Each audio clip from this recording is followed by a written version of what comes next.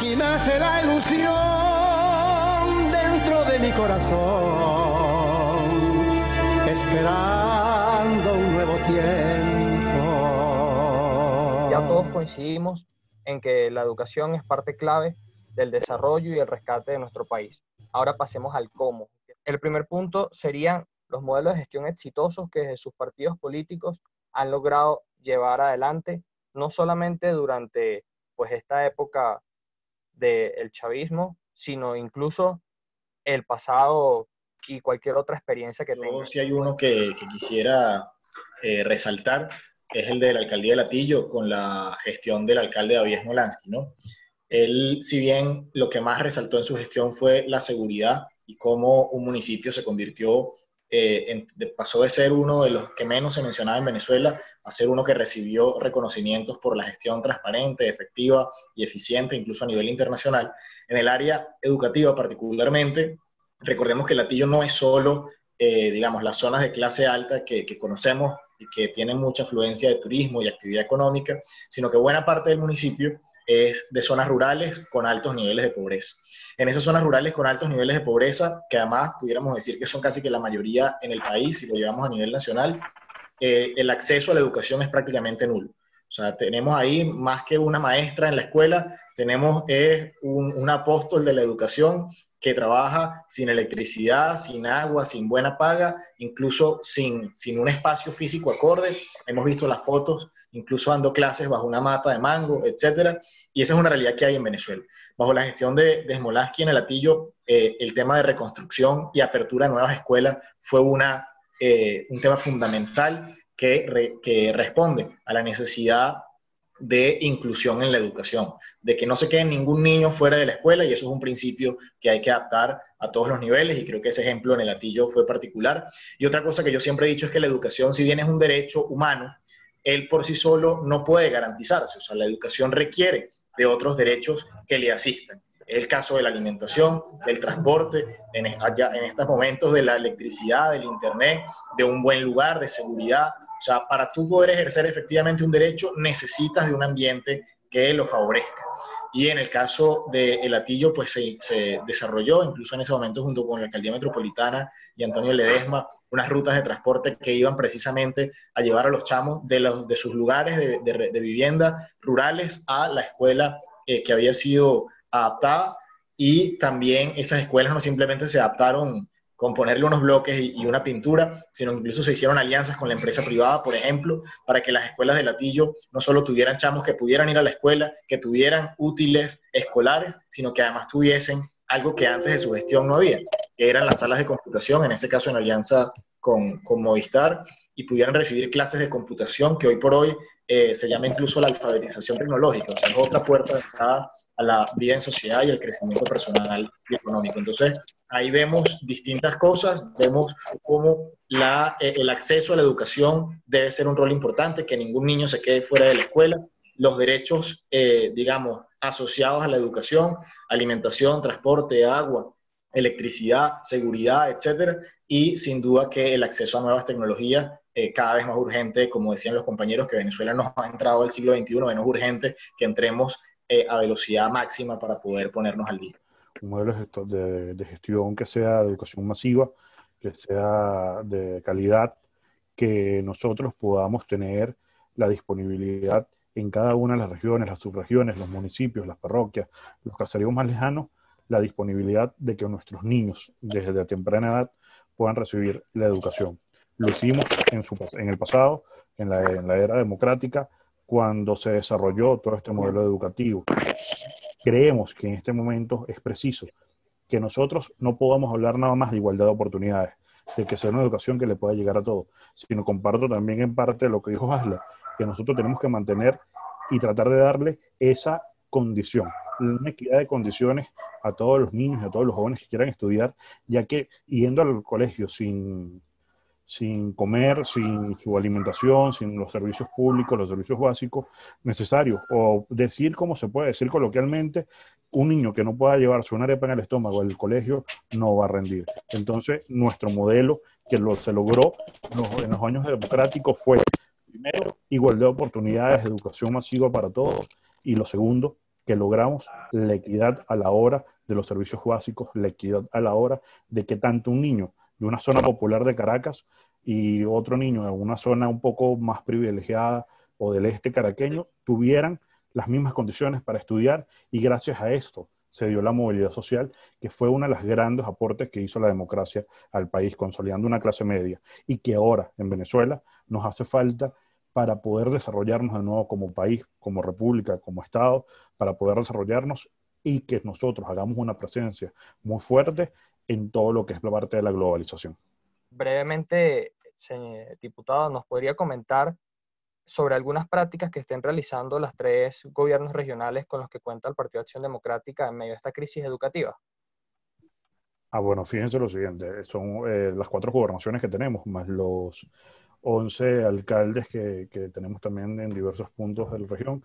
Ahorita con la situación que tenemos por culpa de la corrupción, por culpa de 21 años de tragedia y desgracia que hemos vivido los venezolanos, lo que se ha podido es medio rescatar y ayudar al personal educativo en cada una de estas instancias gubernamentales. En realidad, la idea de nosotros sería que nuestros gobernadores, nuestros alcaldes, que en un futuro podamos tener una educación que se pueda reconstruir desde las bases hasta lo más alto, desde el preescolar hasta la universidad. Y cada uno de estos servidores públicos está comprometido a esto, pero es bastante difícil cuando tenemos un Estado centralista, cuando tenemos un Estado que quiere ser dueño de todo. Nosotros soñamos con una Venezuela diferente, con una Venezuela de oportunidades, que tengamos las condiciones para que nuestras familias puedan llegar y cumplir sus objetivos a nivel de educación, a nivel familiar, a nivel social.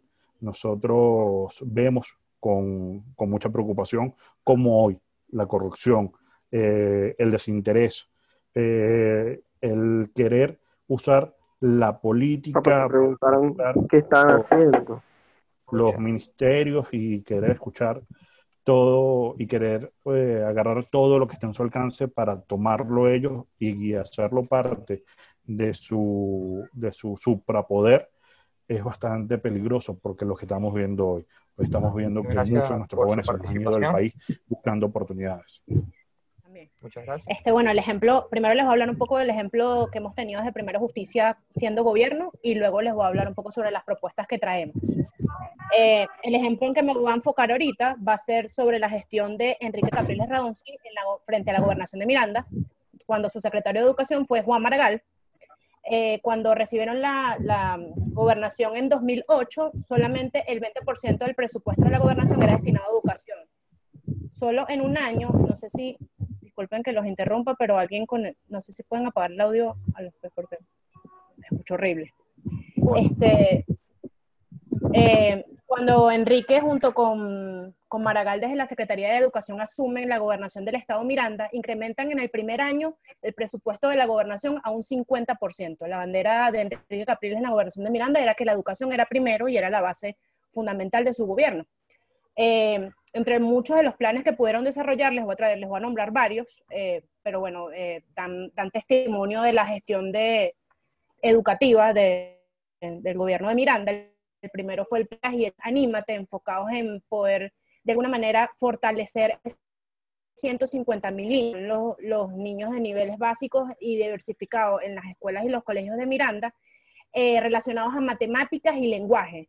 Esto de alguna manera para incrementar la calidad educativa. Lo segundo era beneficiar los concursos de ingreso, de participación de los profesores, del ingreso de los educadores en el sistema educativo del Estado, lo cual benefició a más de 4.500 docentes.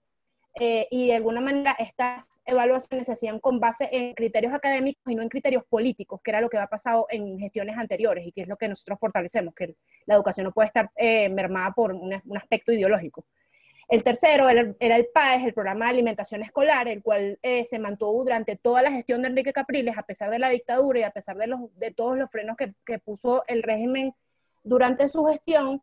Este programa de alimentación viene como de alguna manera relacionado a otros derechos, como es el derecho básico a la alimentación. Si en la alimentación los chamos no pueden ir a sus colegios y no pueden rendir académicamente, este plan beneficiaba a más de 150.000 niños a nivel básico y medio, incluso durante periodos vacacionales. Es decir, que cuando los niños estaban en vacaciones en el periodo de agosto-septiembre, podían igual asistir a sus escuelas y recibir desayuno y almuerzo.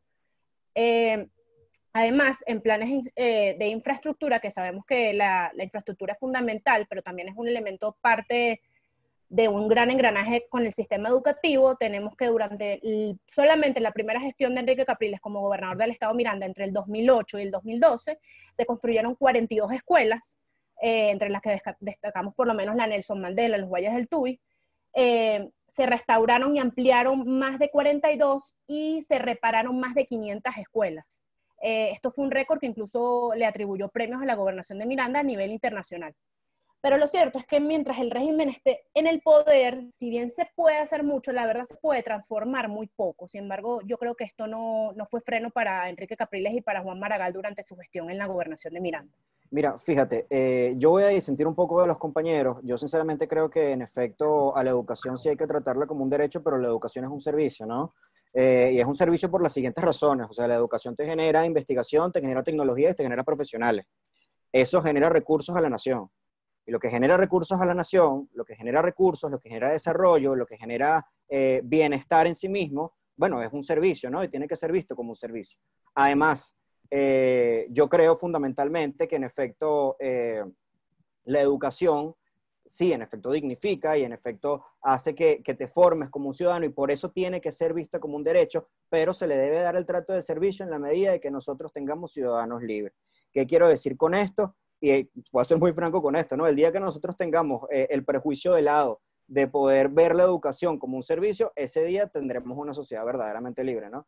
Entonces, bueno, mira, fíjense, en la medida de que nosotros tengamos una empresa privada y una economía de mercados amplia, yo creo que aquí está el meollo del asunto también. O sea, en la medida de que nosotros tengamos una economía fuerte, vamos a tener una educación fuerte. Y eso lo vamos a tener, bueno, mira, porque si tenemos una economía fuerte, no vamos a necesitar de un Estado que constantemente le esté invirtiendo en escuelas y en reparaciones y en construcción de nuevas escuelas, porque la economía en sí misma va a generar que en la educación haya una competencia. Entonces yo creo que en Venezuela, y ahí difiero completamente con IBLEP, yo creo que en Venezuela no deberíamos volver a un modelo que ya hemos tenido anteriormente de educación, sino todo lo contrario. Aquí hay que reformar el sistema educativo, y hay que reformar el sistema educativo pensando en una educación libre, no en una educación bancaria, como por ejemplo lo decía un escritor que se llama Paulo Freire, en donde tú vas al colegio, te depositan un conocimiento y se acabó, y el Estado mantiene a la educación, y eso yo creo que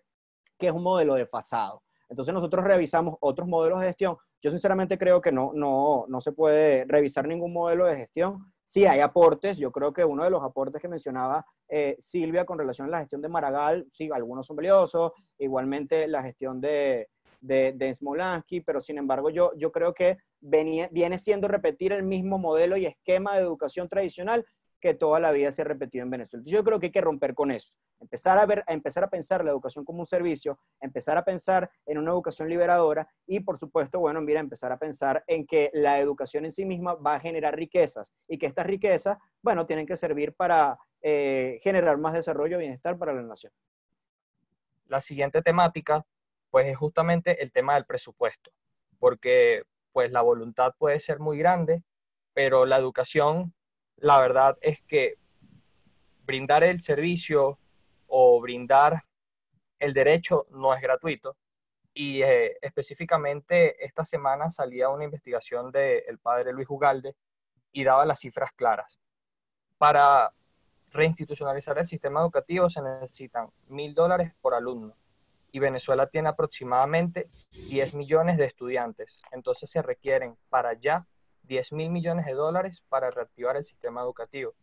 Y según sus cálculos, al menos 20% de este presupuesto debería salir de manos privadas y un 80% desde el Estado.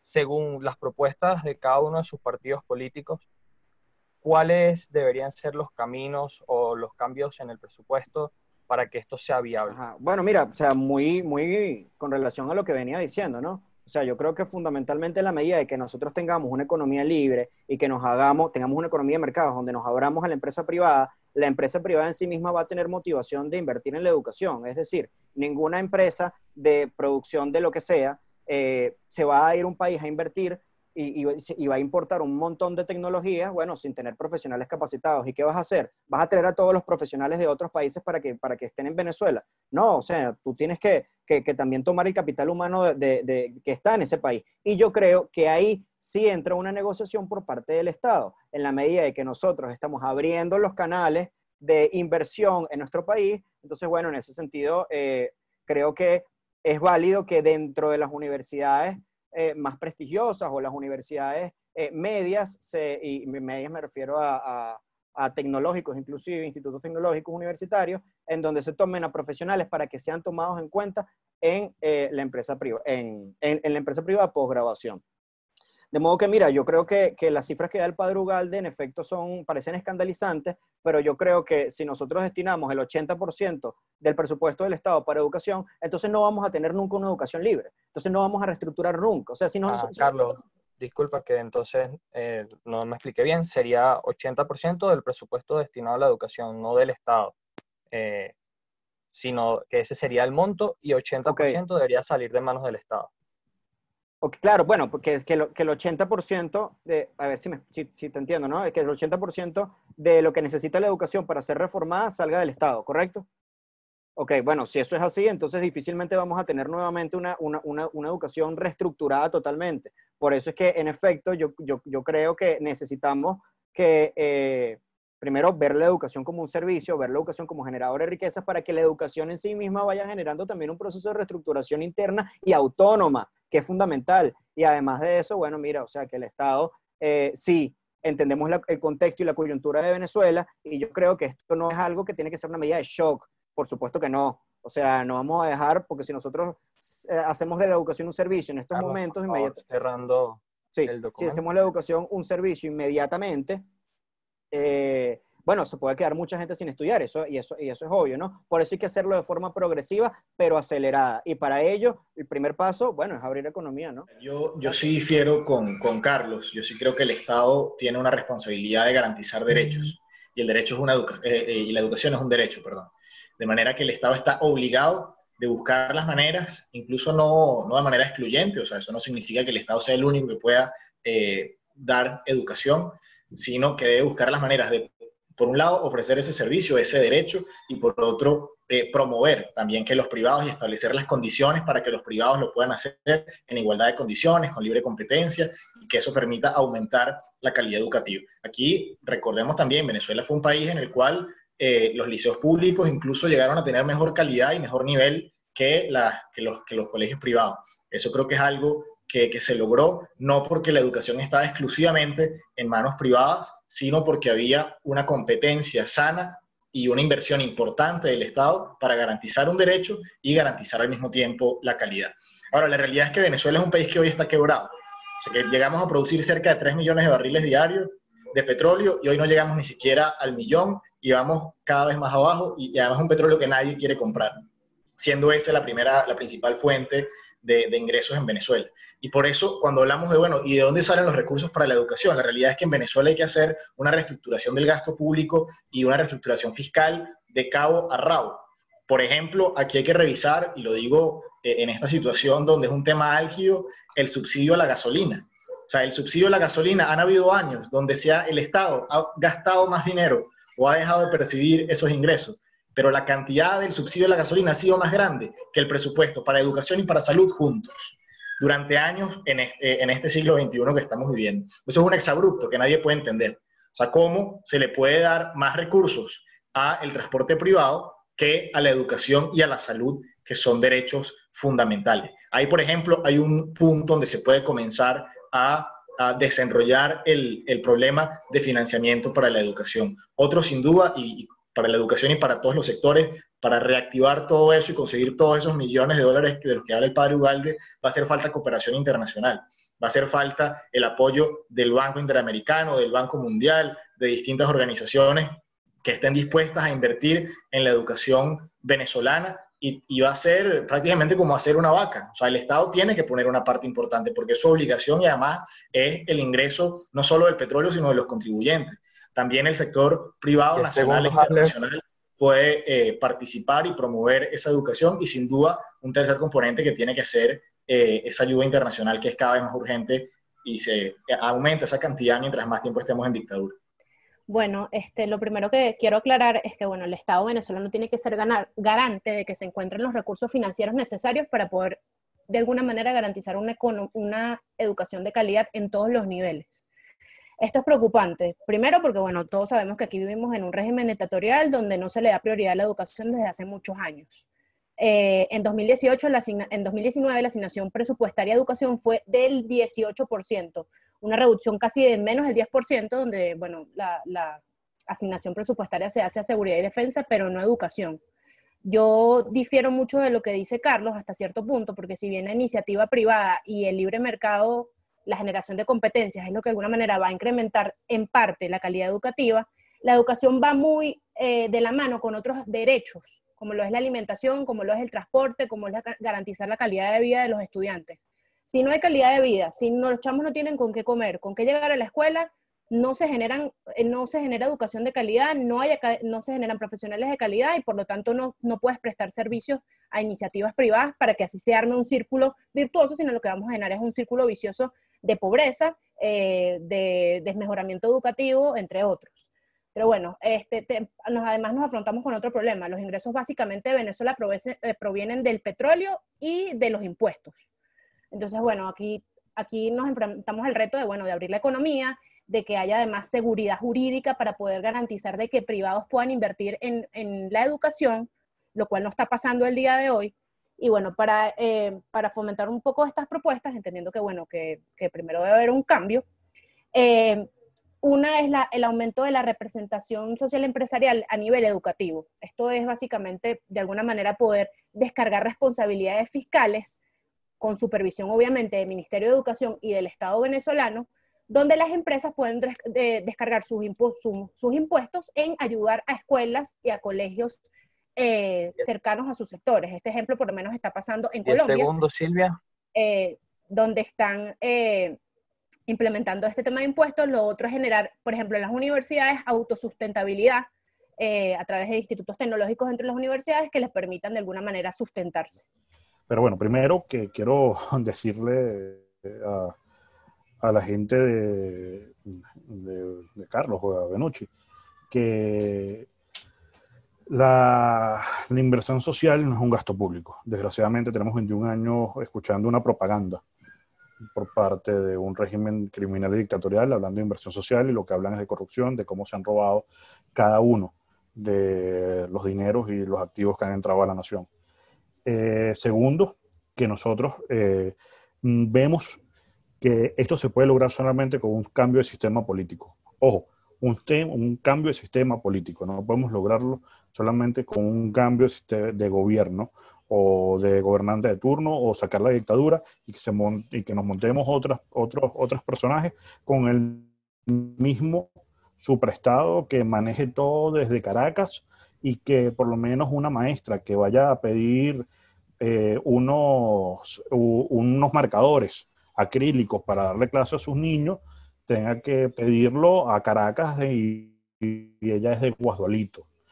Que en Pedernal ir el bombillo a Caracas en vez de poder surtirlo ellos mismos. Yo creo que aquí, en algo mucho mayor, mucho más grande, tenemos que ir a un cambio de sistema financiero, de sistema impositivo.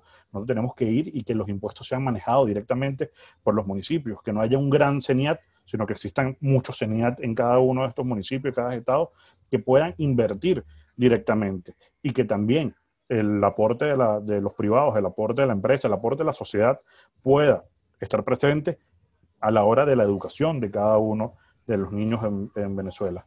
Entonces, nosotros proponemos primero que haya un cambio de sistema político en Venezuela, que se genere, que los impuestos se manejen desde las bases del Estado, desde los municipios, y que a través de ahí, en participación con toda la sociedad, no solamente el Estado, los privados, los padres representantes, los gremios, todos podamos aportar a la construcción de un modelo educativo diferente. Porque tenemos que estar claros en algo. La educación no es un servicio. La educación es un derecho humano. Y es un derecho humano que por lo menos en su etapa primaria es obligatorio para toda la ciudadanía. Después podemos debatir diferentes modelos cuando lleguemos al tema universitario. Por ejemplo, el modelo alemán, donde tienes una educación gratuita, pero según vayas desenvolviendo en tu carrera y en tus notas. Eso puede ser que se pueda tocar. De 10 resto, yo creo que segundos. necesitamos es un cambio de sistema político en el país, donde nuestros gobiernos locales tengan mucha más fortaleza, donde nuestros gobiernos locales puedan hacer convenios con el sector privado y que de ahí pueda garantizarse el derecho humano a la educación masiva y de calidad. Sí, bueno, fíjense algo importantísimo, ¿no? Nosotros hemos creído que la reconstrucción del país tiene unas etapas fundamentales, ¿no? Hay unas prioritarias que no necesitan de mayor análisis ideológico, que es justamente buscar reivindicar y planificar una estrategia para incentivar a los jóvenes, adolescentes y adultos a que crean en la educación como un mecanismo de superación. Hay una realidad hoy en el país y es que los jóvenes, adolescentes y adultos en su gran mayoría no están viendo la educación como un mecanismo de ascenso, ¿ok? Entonces esto es sumamente grave. Estamos hablando de, según la UNICEF, de 1.275 planteles que han desaparecido. Estamos hablando de más de 28.000 maestros que se han ido del país producto de la diáspora. Entonces, en primera etapa nos corresponde un principio de motivación. Segundo, el Estado tiene, en este caso, desde nuestra visión fundamental, la obligación de garantizar una educación de calidad y gratuita a todos los sectores de la población. Esto necesita, por las condiciones económicas del país, del sector privado. Nosotros hemos creído fundamentalmente en el sector privado como un apoyo al sistema educativo venezolano y, por supuesto, el gremio universitario, todo lo que involucra a ello. Nosotros creemos que la inversión en materia educativa debe ser transversal, adaptada a una ideológica que está desfasado desde el punto de vista teórico y que no responde al principio de la educación de calidad. Hay que revisar ese currículo, hay que invertir en programas de reencuentro nacional de educadores y especialistas para reformar el currículo de educación media. Y ahí la médula del problema que hay en el sistema. En ese sentido, el Estado tiene una inversión importantísima en reconstruir tanto los planteles, estructura física que han acabado con ellos, desde el punto de vista, solamente se va a lo físico, a la desmotivación, sino que desde el punto de vista pedagógico estamos viendo un sistema educativo que no responde a los parámetros establecidos ni siquiera por el marco del derecho internacional. Es decir, se está vulnerando hasta a la misma libertad del estudiante de intentar pensar en educación media. Por favor. Entonces, imagínense en la universidad que tengan la capacidad de invertir, en la capacidad de docentes que puedan viajar, hacer especializaciones, hacer investigaciones. Porque ¿qué sustenta el sistema educativo venezolano? La investigación y la motivación a la investigación. Entonces, en la medida que se investiga de pensamiento académico y en la crítica, vamos a ver un sistema educativo con muchas mejores posibilidades. ¿Cómo dignificar al docente venezolano en medio de esta crisis y en un futuro en Venezuela? No solamente estamos hablando de la tan necesaria nivelación de sus ingresos salariales a uno que le garantice pues condiciones de vida decentes, que posibilite que realicen sueños, que tengan verdadero ascenso social, sino también desde un punto de vista moral dentro de la sociedad, que nuestros ciudadanos vean con mejores ojos la labor del docente y el estudio de esta profesión. Abro el derecho de palabra con el diputado Iblet Silva. Mira, bueno, primero que tenemos que volver a darle la calidad de vida que merecen los profesionales de la educación. Y no solo los profesionales, también el personal administrativo y obrero que labora en cada uno de nuestras instituciones, sean de preescolar, sea educación básica, liceo o en las mismas universidades. Creo que, por ejemplo, sumo más o menos lo que estaba comentando Jesús Lara en su momento, que tenemos que darle incentivos de formación a cada momento, que ellos puedan irse actualizando.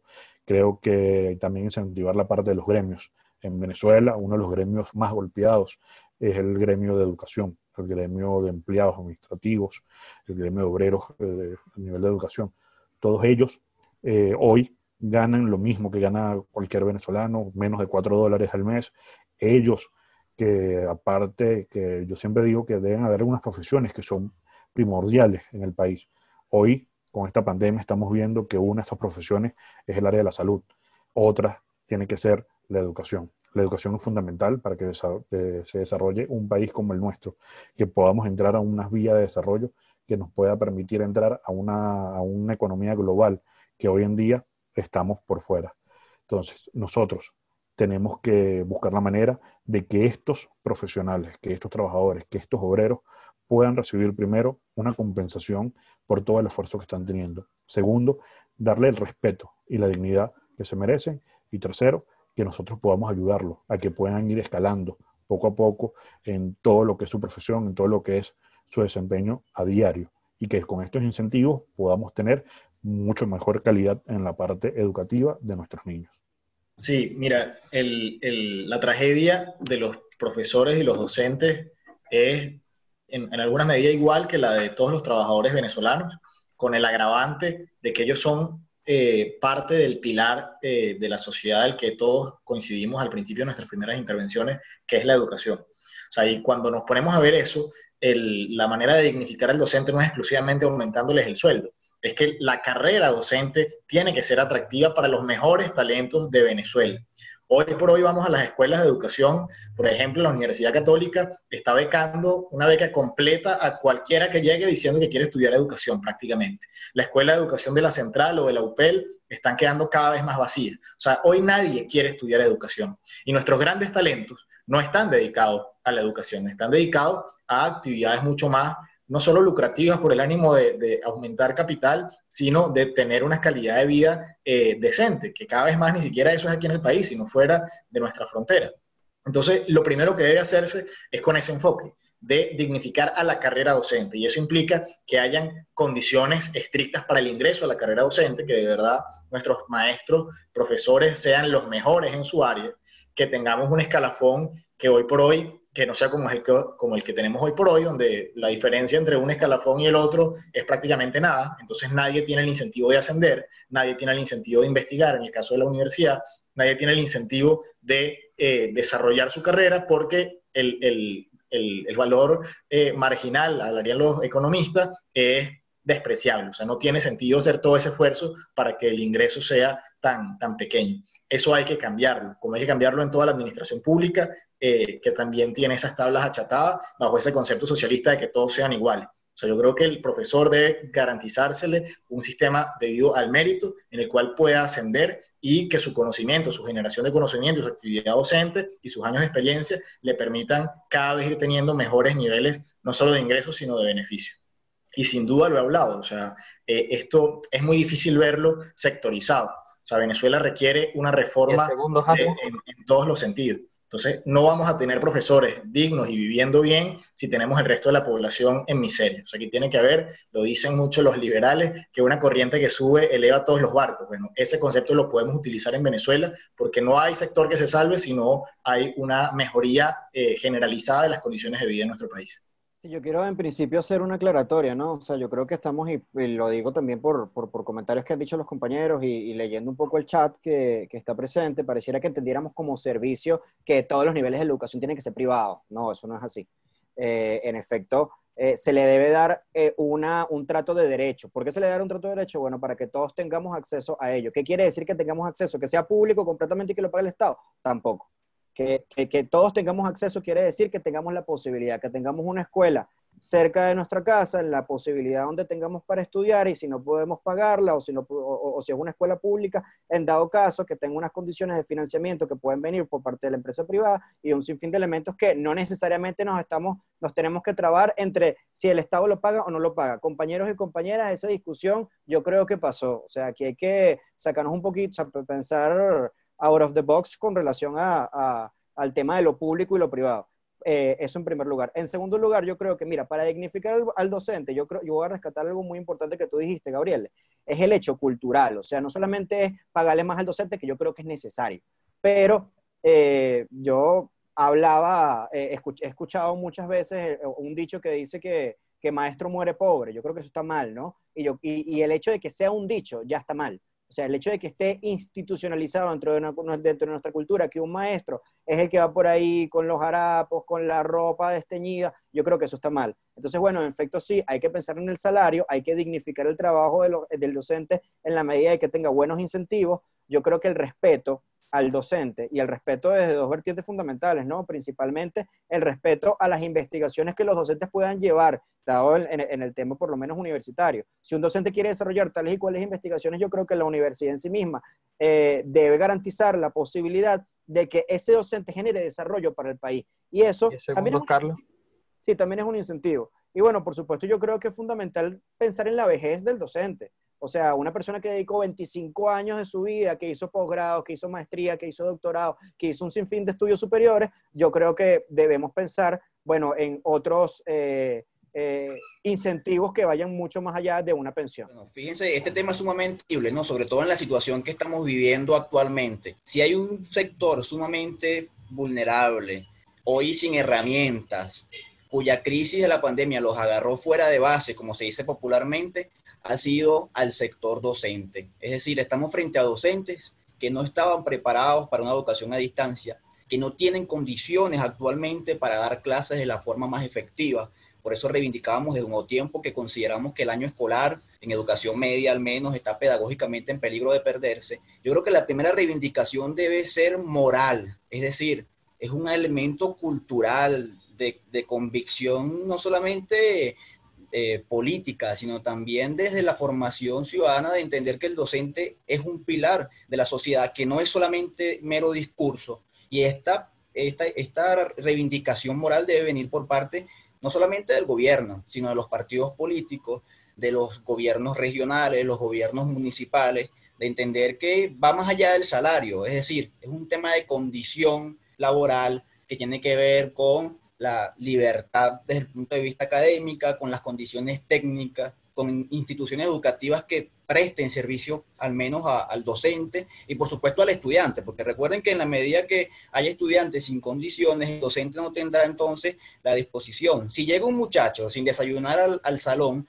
el docente ya está en una desventaja frente al proceso cognitivo de esos estudiantes. Si llega un estudiante y se desmaya a las 9 de la mañana, como suele pasar en muchas instituciones, el docente ya está en desventaja. Entonces la primera reivindicación es acompañar desde el punto de vista moral la familia, los gobiernos de turno, al docente como ejemplo, porque a veces los padres en casa suelen creer que los colegios son un depósito de muchachos, donde van y dejan al muchacho y le dejan al docente toda la formación, y no, yo creo que el sistema educativo debe repensarse y entender que no solamente es el docente el encargado de la educación en un país, es una ciudadanía formada, con principios y con valores que van hacia la convicción de que realmente podamos creer en una democracia, en una pluralidad, en entendimiento. Y la educación no es un servicio, señores. La educación es sin duda alguna un pilar fundamental, es decir, un derecho que se debe garantizar a todos los ciudadanos de un país. Entonces, nuestra reivindicación debe ser no solamente, yo no me quedo en lo monetario. Yo creo que debe haber una política pública que apueste a que el docente quiera ejercer su profesión, porque hoy hay muchos docentes que la ejercen sin la necesidad de un sueldo digno, lo hacen por vocación docente. Entonces debemos ir un poquito más allá de lo económico. Comparto muchas de las ideas que expresaron mis compañeros anteriormente. Yo sí quiero destacar que, bueno, que al final lo primordial es, número uno, poder garantizar educadores de calidad. Esto pasa también por lo que dijo Hasler, el ciclo pedagógico dentro de Venezuela está muy desgastado, en verdad no genera ningún incentivo ni estudiar educación y en verdad, si a la realidad nos vamos, ni estudiar ninguna carrera universitaria en Venezuela. Entonces, bueno, creo que primero pasa por generar, porque el Estado y también las iniciativas privadas en comunidad con el Estado puedan generar las iniciativas para que las personas tengan esa vocación de servicio, esa vocación pedagógica. Hoy vemos por ejemplo, el UPEL, que en décadas pasadas era un instituto elemental para estudiar y formar a muchos de nuestros profesores universitarios. Hoy prácticamente está cerrado porque, bueno, además pasa por presupuestos reconducidos que no tienen ningún tipo de operatividad.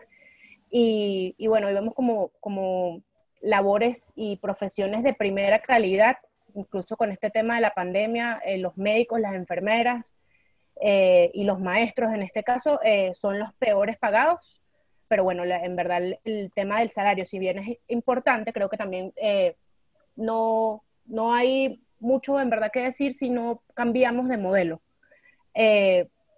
No solo pasa por generar mejores servicios, también pasa por qué pasa luego de ¿cómo generas tú los incentivos para que un educador siga manteniéndose estudiando? Entonces, bueno, puedes hacer alianzas con iniciativas privadas para fortalecer la profesionalización, posgrados, doctorados, postdoctorados, fortalecer los institutos de investigación dentro de las casas de estudio, hacer atractivo a los estudiantes universitarios que investigar, que dar conocimiento y otorgar conocimiento de alguna manera genera un valor y genera un valor a futuro para profundizar en el progreso del país. Y bueno, también obviamente pasa también por de alguna manera poder determinar los escalafones de las tablas salariales y que de alguna manera sea atractivo en verdad dar clases y impartir educación en Venezuela. Yo personalmente siento que ser pedagogo en Venezuela creo que es una labor que obviamente con conocimiento y con academia en alguna parte de nuestra vida deberíamos ejercer, en alguna manera de retribución a todo lo que, por ejemplo, en el caso venezolano, una educación pública y gratuita nos ha otorgado. Muchísimas gracias. Y en general, gracias a todos. Para concluir, pues desde la organización queríamos incluir un punto que era el de por qué los partidos políticos son tan importantes en los debates por la educación. Bueno, ustedes militantes de partidos políticos, algunos cercanos a políticos pues que están en los cargos ya, hay que tener algo muy claro. Para hace 2 años, Venezuela contaba con aproximadamente 300.000 docentes, 300.000 trabajadores que dependían pues, del sistema público venezolano. Actualmente ese número se ha reducido aproximadamente a la mitad, lo cual quiere decir que sencillamente no tenemos suficientes maestros. Pero algo muy importante en este tema, basta de que los políticos vean al sector educativo como votos, que son bastantes. Basta de que los políticos, sean cuales sean, sobre todo sin duda, eso se ha acentuado durante el chavismo, vean a este sector como uno manipulable y que pues te otorga la oportunidad de tener un número gigante de cargos y de personas adeptas a tu modelo.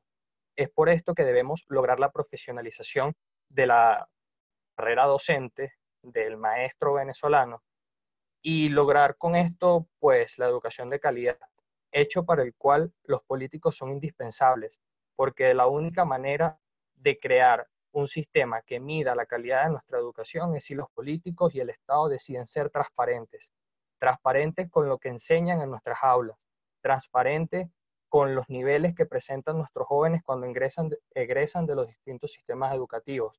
Y solo cuando desde el gobierno se encuentra este sentido de responsabilidad de que lo que importa es la calidad y la dignidad de la educación, se logrará pues un progreso en este sector. Por último, el último punto que queremos tocar, pues uno que no escapa de importancia y es el sistema de tecnología con el cual se debe contar en nuestra educación, tanto pública como privada, para lograr la competencia entre nuestros estudiantes y los del resto del continente a nivel global. Sí, bueno, fíjense que el tema de la tecnología en estos tiempos ha tomado una importancia fundamental, ¿no? Y sobre todo porque pareciera que esa famosa frase de guarden el teléfono en clase ya aún tiene vigencia. Es necesario utilizar la tecnología para comunicarnos. Nosotros creemos que se debe, sin duda alguna, blindar el sistema educativo con tecnología que sirva como herramienta pedagógica para el desarrollo de competencias académicas. Yo lamento muchísimo hoy, en mitad de esta crisis, que aquel plan Canaima del gobierno haya sido utilizado como una estrategia demagógica y que no fuese, sin duda alguna, hoy una herramienta para conectar a estudiantes de las zonas rurales, por ejemplo, con sus docentes, o utilizar la tecnología realmente como una herramienta, repito, para los procesos de enseñanza y aprendizaje. La tecnología es solamente una herramienta. Fíjense que si no hay innovación, si no hay una preparación docente para poder transformar el aula, entonces la tecnología se va a convertir en un estorbo o hasta un obstáculo. Entonces, la visión acá tiene que ser una política pública diseñada para blindar el sistema educativo venezolano. Repito, reformular una vez por todas ese pensum, al menos educación media. Hoy tenemos 3 materias, geografía, historia, ciudadanía, castellano, unificadas en bloques incoherentes. Entonces, el problema no es la tecnología, el problema es la innovación, la disposición de cambio y el blindaje pedagógico de los procesos de enseñanza y aprendizaje. Ese es el real problema. Por eso yo creo que lo fundamental aquí es que innovemos esos pensum que hoy están sesgados ideológicamente, de unos jóvenes adolescentes que tienen que ver de forma obligatoria la semblanza de Hugo Chávez, porque así lo diseñó el Estado venezolano. Y eso es sumamente grave. Y ustedes deben saber que los docentes de educación media están obligados a dar contenidos que no responden a los principios éticos de la educación. Por eso, desde Un Nuevo Tiempo, el llamado es a la innovación de los procesos de enseñanza y aprendizaje, y que la tecnología sea una herramienta, porque hace mucho tiempo, repito, el sistema educativo venezolano no ha entrado al siglo XXI. Seguimos en el siglo XX con viejos paradigmas de educación donde esperamos causa y efecto, una nota con un número para un estudiante, y los educadores se han convertido lamentablemente, por culpa del Estado y su improvisación, en evaluadores. ¿Okay? Y los colegios, al menos la mayoría, se han convertido entonces en reproductores de títulos. Y esos jóvenes lamentablemente van a las universidades venezolanas que también están en crisis, que también tienen una crisis presupuestaria sin preparación. Y por eso vemos mucho el desgaste del modelo educativo, que viene justamente desde un problema ideológico. Y el problema, repito, es innovación y por supuesto voluntad para cambiar lo que hoy estamos viviendo. Bueno, el atraso con respecto a la globalización, con respecto a la tecnología en Venezuela es abismal. Tenemos el reto en comparación a los demás países del mundo que han ido introduciendo elementos tecnológicos desde los primeros años de edad a niños en todos los niveles educativos, a niños y a jóvenes. Entonces, bueno, luego de la pandemia y antes, ahora se incrementa más con la pandemia, nos enfrentamos al reto en que Venezuela está en el siglo XX, y por no decir en el siglo XIX, con la aparición, por ejemplo, de enfermedades que estaban erradicadas desde el siglo pasado. ¿Cómo introducimos nosotros elementos tecnológicos cuando ni siquiera hay luz en la mayoría de los estados del país, donde hay cortes eléctricos con más de 6 horas? ¿Cómo introducimos elementos tecnológicos con el internet más lento del continente, incluso más lento que Cuba?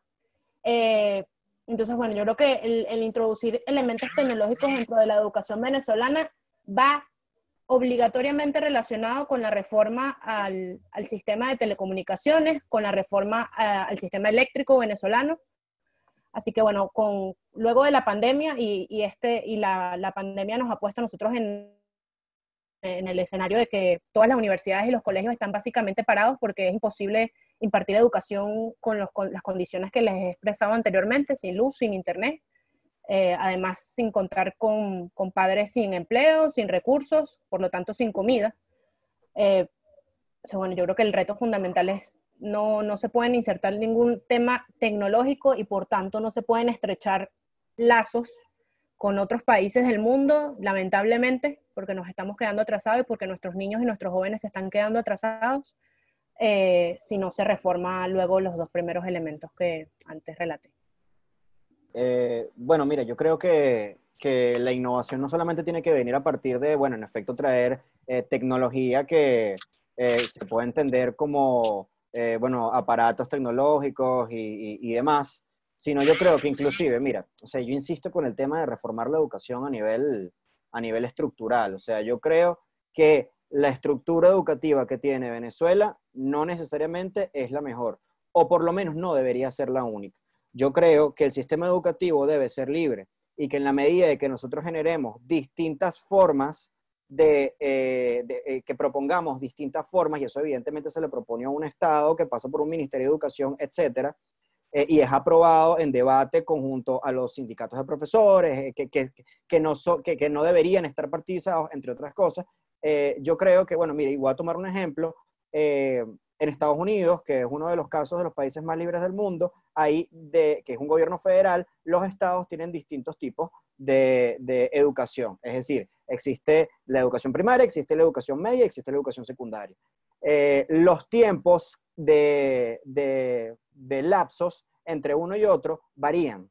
Los tiempos de vacación varían. Los tiempos, o mejor dicho, las formas de educación también varían. Y yo creo que eso es importante experimentarlo, porque en la medida de que nosotros tengamos distintos modelos de educación, a lo mejor nosotros, y digo a lo mejor porque es una conjetura y es algo a lo que yo apuesto, nosotros podemos encontrar la forma en que el niño que no está acostumbrado, o no le gusta, o no está de acuerdo sencillamente con una educación tal cual y como la concebimos nosotros, esté. ¿Por qué? Porque en los otros modelos de educación, encontramos también refuerzo en distintos otros elementos como son el arte, las humanidades, cosa que aquí en Venezuela está, digamos, en segundo plano. Y aquí me voy al tema secundario, me voy al tema universitario, ¿no?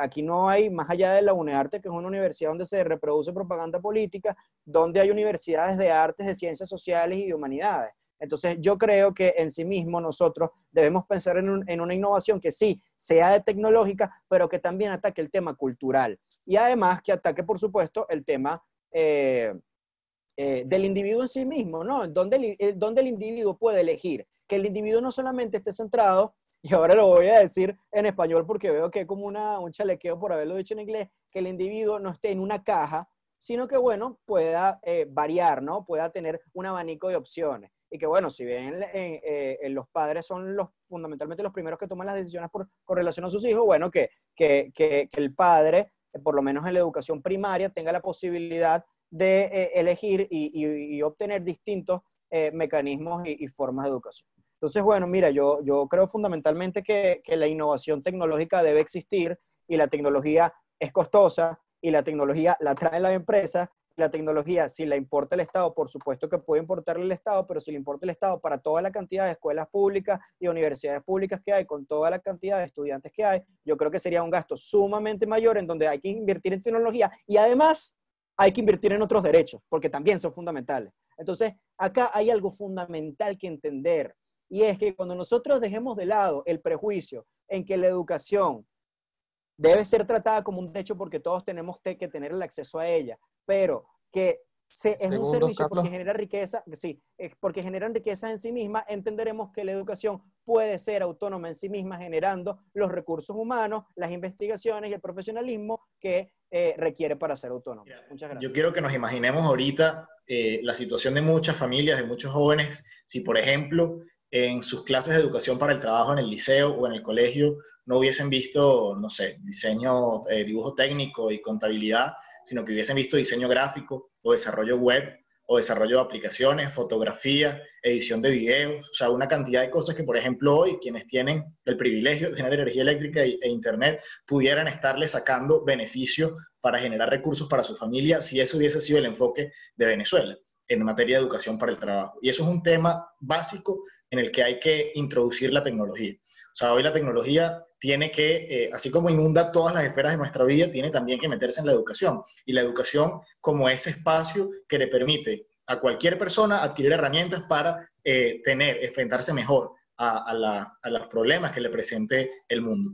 De manera que ese es un tema fundamental que hay que atacar. O sea, la educación venezolana está, por lo menos en esa área, con temas del siglo XX todavía, mediados del siglo XX. O sea, ¿cuántas personas no hacen dibujo técnico con una escuadra y un lápiz y todavía el lápiz HB y el H y el B y un montón de cosas que ya en otros países más bien los chamos salen de bachillerato con su certificación de AutoCAD o de otros tipos de programas? Creo que también todo lo que tiene que ver con desarrollo de tecnología en el área de programación, de desarrollo web, tiene que ser fundamental en la educación, incluso el tema de electrónica y para todas las áreas. Esto no es nada más para la ciencia. Yo quizás soy el único del área de las ciencias básicas acá, pero también, por ejemplo, ¿cuántas personas de los que están acá habrán entrado a un laboratorio de idiomas en su vida, por ejemplo? Son cosas que en otros países son básicas y que a nadie le faltan y que acá algún chamo de Guayana, por ejemplo, jamás en su vida se puede imaginar que exista un laboratorio de idiomas, si acaso. Y todo eso nos tiene que llevar al desarrollo de conocimiento, a que haya no solo incentivos, sino también las capacidades y las herramientas y las condiciones para que ese conocimiento se pueda generar. Porque la verdad es que nadie genera conocimiento con la misma biblioteca con la que estudió su abuelo. Hoy se genera conocimiento, por ejemplo, teniendo acceso a las revistas arbitradas más famosas del mundo, que eso cuesta dinero, pudiendo generar, por ejemplo, patentes. Alguien por el chat hablaba el incentivo a la investigación y eso sin duda tiene mucho que ver. Así que la tecnología no es nada más ponerle una computadora al chamo en el salón o enseñar al profesor a dar clases en línea. Es de verdad transformar la educación para que sea tiempos que estamos viviendo, en los cuales la tecnología forma parte importante de nuestra vida y de los problemas que tenemos que enfrentar. Primero lo que tenemos que hablar de tecnologías como recursos materiales, creo que tenemos que cumplir la primera fase, que es hacer el cambio de sistema, conseguir el dinero, sea a través del público, a través de lo privado. Creo que aquí una de las cosas más importantes que tenemos que observar es ¿cómo hacemos para lograr la nivelación, no solamente de estudiantes, de los jóvenes ahorita universitarios que están saliendo en nuevas carreras, sino también la nivelación de los educadores, de los docentes, y el cambio de los currículum en cada una de las etapas de educación? Por ejemplo, creo que es algo muy evidente que si nosotros queremos desarrollarnos y empezar a formar nuevas generaciones a través de la educación para que puedan ingresar a un mundo globalizado, a una economía globalizada, no podemos seguir enseñando en educación para el trabajo manualidades básicas y que no podamos entender o saber cómo manejar el Excel. Eso es un ejemplo muy claro de cómo en nuestro sistema educativo está tan atrasado sobre eso. Nosotros tenemos que empezar a ver cómo podemos incluir en nuestro sistema educativo, en cada uno de los currículos escolares, sea de primaria, sea de básica, sea de liceo, sea de universitario, para que nuestros jóvenes se formen a un futuro en nuevas etapas educativas, se formen para nuevos tipos de oficios y se formen para un mundo que va a ser completamente diferente a partir de estos momentos y hacia el futuro. Como punto final sobre esta temática, pues un ejercicio imaginativo que claramente no es mío, sino de diversos autores de bestseller, pensadores sobre el futuro de la humanidad y de la educación en general. Pues los partidos políticos históricamente se han concentrado en representar a los ciudadanos y principalmente a los trabajadores porque suele ser la masa más grande entre los ciudadanos. Pues la gran preocupación para las organizaciones políticas y distintos pensadores en general es qué ocurrirá cuando cada día el trabajo y la creación de riqueza se concentre menos en aspectos físicos, en aspectos materiales y más en datos, en ideas, en innovación. Los partidos políticos pueden estar en el riesgo de no tener incluso a quien representar, porque las masas, aunque esto probablemente todavía no esté cerca y menos en Venezuela, pues cada día irán generando recursos de menos valor a través del trabajo físico. Eso es solo pues una reflexión muy interesante para el futuro de las organizaciones políticas. Por último, como parte de este gran conversatorio, del cual nos alegra mucho la alta participación, sería, pues yo creo, algo que muchos están esperando: cómo continuar pues la batalla política actualmente en Venezuela, a pesar del fuerte autoritarismo que cada día arrecia y de la situación, pues incluso de la pandemia que ya cambia distintas perspectivas nacionales. ¿Cómo los partidos políticos continuarían pues haciendo su labor por la democracia e incluyendo la agenda por la educación? Bueno, fíjate lo siguiente, en el estado actual de cómo tenemos el país, el hecho de hacer política ya es una actividad de alto riesgo y de alto peligro, pero no podemos dejar de hacerlo. Creo que la política es un proceso que también uno se tiene que convertir en un educador de la población, en un educador, en enseñar valores ciudadanos, en enseñar valores democráticos a todo el pueblo venezolano. Hoy, mientras estamos en la pandemia, creo que lo que debemos hacer es utilizar las nuevas tecnologías mientras nuestra baja conectividad nos lo permita. Pero apenas salgamos de esto, creo que debemos reencontrarnos en las calles, hablar con todos los vecinos, hablar con todos los sectores, entendernos y seguir luchando para que pueda cambiar no solamente una dictadura. No es sacar a Nicolás Maduro para poner a otro señor o a otra señora ahí que haga lo mismo con el Estado y que tenga el mismo superestado, que él es el rey y el todopoderoso, sino que nosotros podamos entender que en Venezuela hace falta un cambio político real, que hace falta un cambio de sistema político y que solamente nosotros, los venezolanos, vamos a poder construir. Perfecto. Bueno, mira, inicialmente yo creo que aquí hay que, y bueno, vamos a la calzón quitado, agradezco la oportunidad de poder estar frente a muchos compañeros del partido para desarrollar este punto.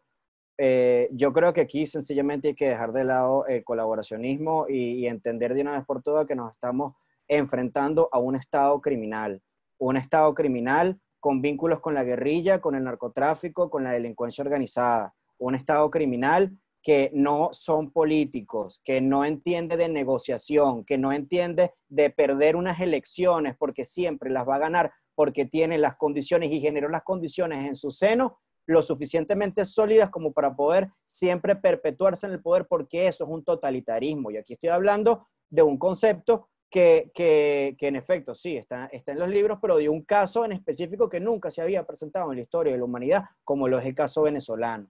Entonces, en principio yo creo que debemos dejar de lado esas opciones y esas medidas y empezar a pensar en opciones de fuerza, que es lo que hemos hablado nosotros, la acumulación de las fuerzas y la presión.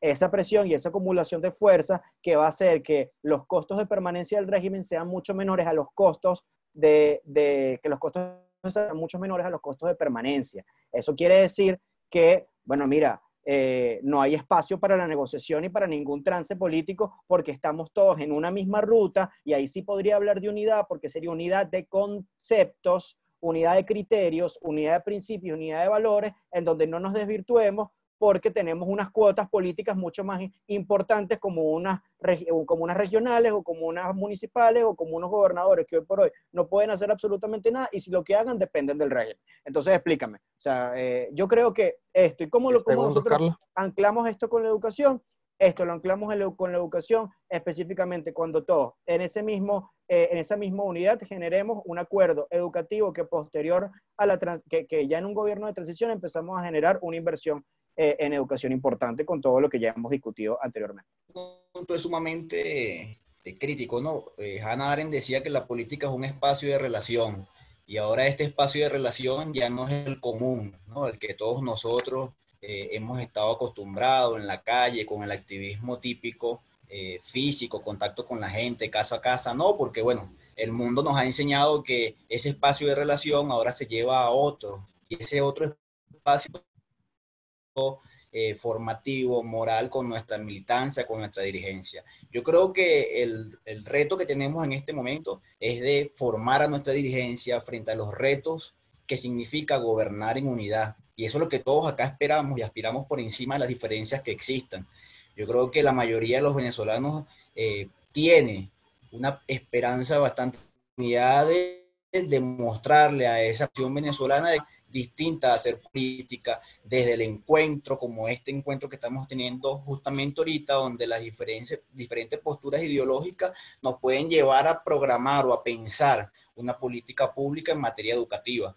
Y justamente yo aplaudo este tipo de iniciativas porque estamos yendo más allá, ¿no?, de los debates comunes que se viven en el país. Hay muchas cosas que se están viviendo ahorita detrás del telón y que, bueno, habrá que esperar cómo suscita, pero tenemos una crisis fundamental. Yo creo que la prioridad de los partidos ahorita es resguardar la seguridad de nuestros ciudadanos frente a una pandemia que estamos viviendo. Entonces yo creo que por encima de la política se ha sobrepuesto lo humano, ¿no?, como ejercicio de la misma. Y es lo que estamos llamando justamente desde un nuevo tiempo, a juntos, sin importar las diferencias ideológicas, sobreponernos a esta crisis mundial que estamos viviendo. Y luego yo creo que hay que tener seriedad. Y la seriedad pasa por colocar en la mesa cuáles son los intereses de cada partido, sin ocultar agendas, y que esas agendas se coloquen en función de una política de acuerdo no solamente ideológico, sino pragmático, de cómo vamos a lograr las cosas. Tenemos años en eso, pareciera que este discurso es repetido, pero yo estoy seguro y estoy convencido que esta generación que está acá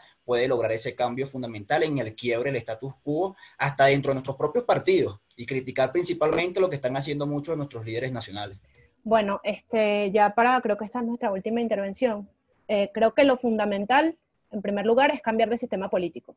Lamentablemente, el régimen nos ha sumergido a nosotros en que todos los aspectos de nuestra vida, todos los elementos sociales están intrínsecamente relacionados con el régimen y su actuación. Por lo tanto, ese es el primer paso.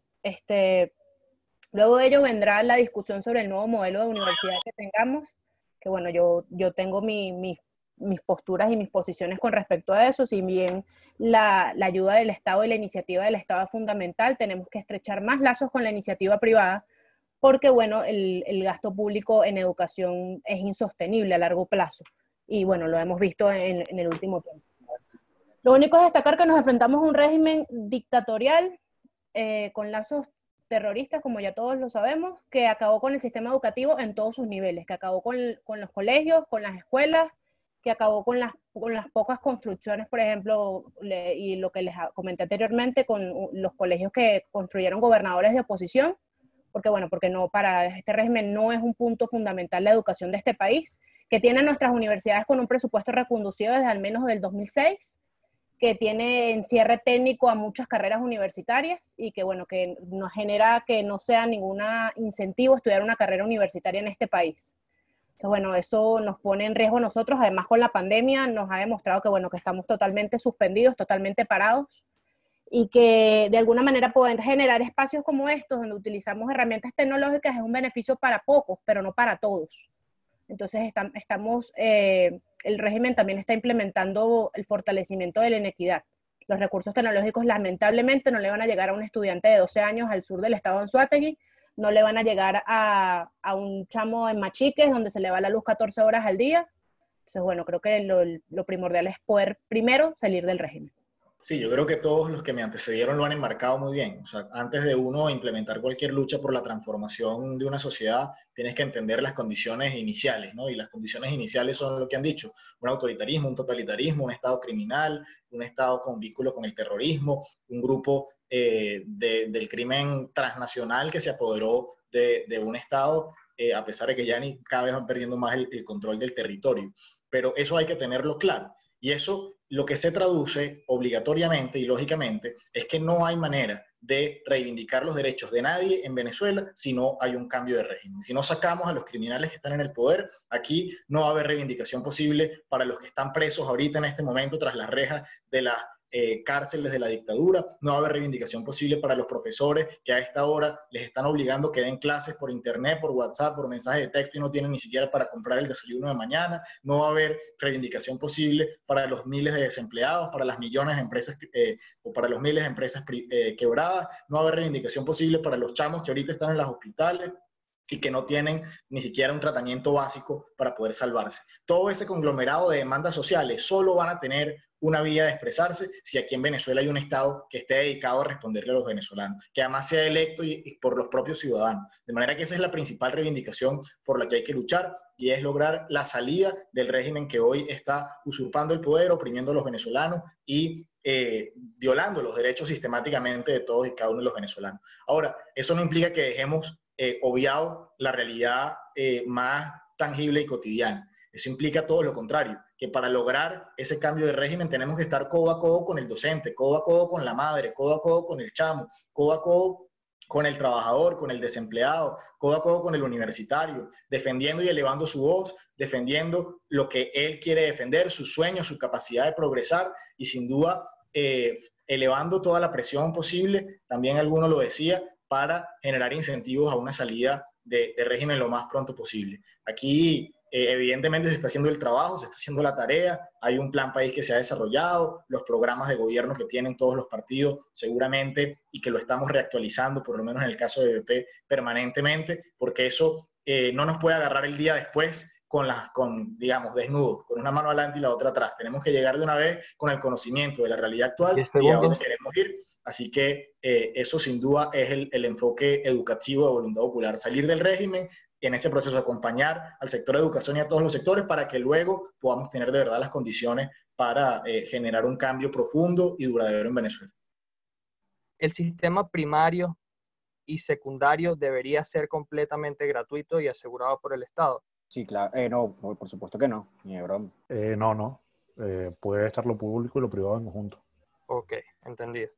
El segundo punto, la educación universitaria. El sistema universitario debe ser completamente gratuito y su acceso para todos. Igual en la respuesta anterior tampoco. Acceso para todos, sí. Gratuito, no. Silvia, no hagas trampa, ¿sí o no? No. Son dos preguntas Carlos. antagónicas. No. Carlos. No. No, igual que el anterior. Creo que lo privado y lo público pueden ir de la mano y podemos revisar el modelo alemán como se los dije. Ok. Una pregunta también importante que repitieron mucho es ¿por qué la idea de que la educación sea vista como un servicio sería excluyente para la mayoría? Reconozco que acá es muy difícil el sí o el no, pero tratemos de ser breves, por favor. Hasler. Mira, sencillo, porque hay mucha gente que no tiene cómo pagar. O sea, evidentemente ya hablaban de la alimentación. Aquí tampoco se garantiza el derecho a la alimentación. En un estado que sí lo garantiza, no es que te da la comida, es que te garantiza las condiciones para que tú mismo te la proveas. Ese sería el escenario ideal.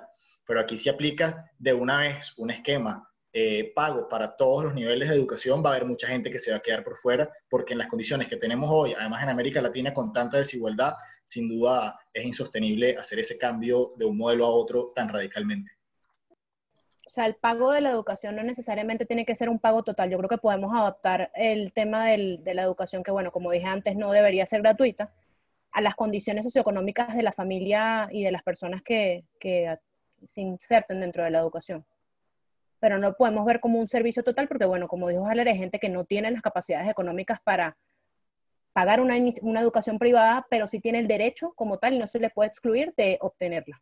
Es un servicio excluyente porque hay muchas formas de poder acceder a la educación por medio de becas, por ejemplo, y de distintos mecanismos que pueden financiar esta educación en el nivel que sea.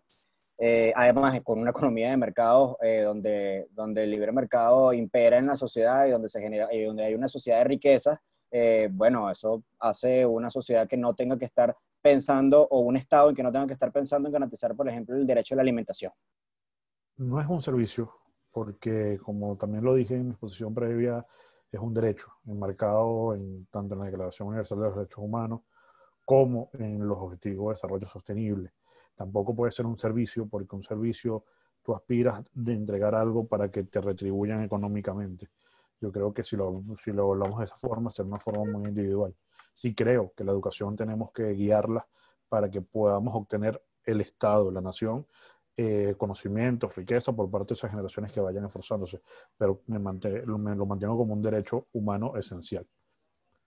Perfecto, muchas gracias. Esto fue una pregunta que me pareció un poco, pues, entretenida y pues esta sí es de sí o no. Hasler, ¿nombrarías ministro de Educación a alguien que no sea de tu partido político? Sí, sin duda. Y ojalá sea independiente, además. Silvia, Sí. Carlos.